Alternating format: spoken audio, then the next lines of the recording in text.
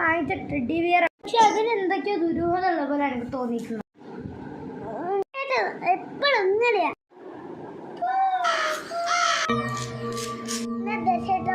പേടിച്ചത് എന്താ പറയണ്ടിപ്പോ? പിന്നെ അത് അവിടെ തന്നെ അല്ലടാ, ഞാൻ ഇവിടെ കണ്ടതാ.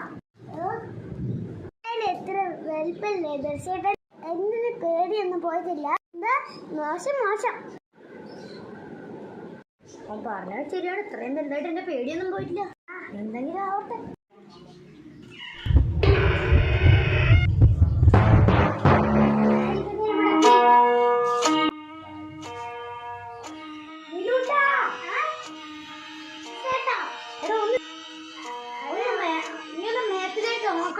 കാണുന്നില്ലല്ലോ. ഇതോടെ പോയി ബോധം പേരൊന്നും അല്ല. ഞാൻ